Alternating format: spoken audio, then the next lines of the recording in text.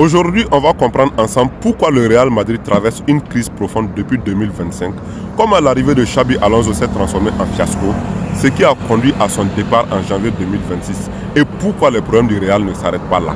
Donc, asseyez-vous bien et avant qu'on ne commence, lâche un petit like et partage la vidéo, ça fait toujours plaisir. Merci. Après une nouvelle saison décevante, malgré des résultats corrects, le Real Madrid décide en 2025 de tourner la page Carlo Ancelotti pour passer à une nouvelle ère. Xabi Alonso, fraîchement auréolé de succès en Allemagne avec le Bayer Leverkusen, est choisi pour apporter un style moderne, tactique et structuré. C'est une vraie revanche sportive. Après avoir été joueur légendaire du Real, il revient en tant qu'entraîneur. Au début, ça va plutôt bien. Alonso impose un jeu plus intense, un pressing rigoureux et obtient des résultats intéressants jusqu'à une série de victoires. Mais rapidement apparaissent les tensions. Des journalistes et insiders évoquent une méfiance croissante dans le vestiaire, certains joueurs frustrés par la discipline et l'exigence physique imposée. Plusieurs sources indiquent trois axes de tension majeurs. La relation avec les joueurs stars.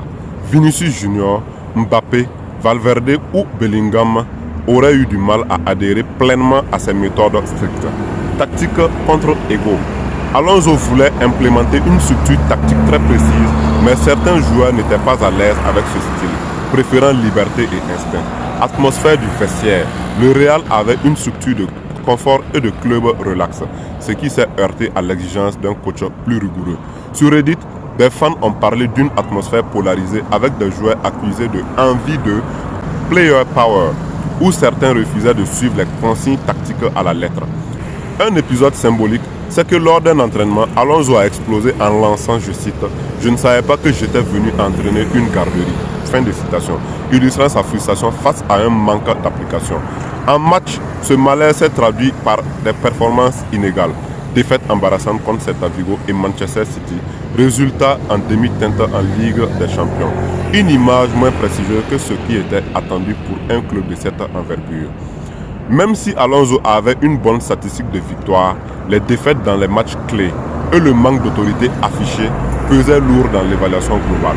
Sur les réseaux sociaux, certains supporters ont exprimé leur soulagement après la séparation, critiquant le style jugé trop strict ou inefficace.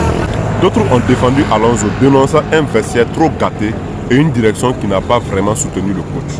Des personnalités comme Khabib Nurmagomedov ont même pris parti pour Alonso, qualifiant certains joueurs de pourris gâtés et pointant du doigt la direction du club pour ne pas avoir donné à Alonso les moyens de réussir. Finalement, en janvier 2026, après une défaite cuisante en Super Coupe d'Espagne face au Barça et une atmosphère délétère, le Real annonce la séparation d'un commun accord avec Alonso.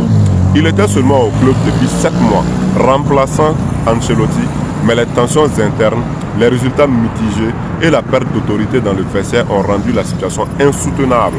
Pour le remplacer, le Real nomme Álvaro Arbeloa, ancien joueur et entraîneur de la réserve, dans un rôle intermédiaire.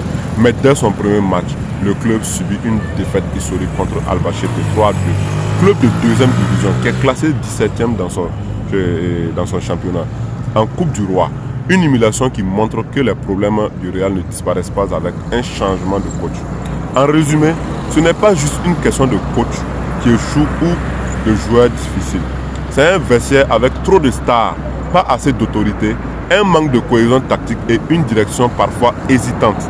Changer d'entraîneur peut régler un symptôme, mais pas le cœur du problème. Les problèmes actuels du Real montrent une crise de leadership, de ressources humaines, de culture de confort, de stylisme contre exigence et une direction qui doit choisir entre la liberté des stars et la discipline collective.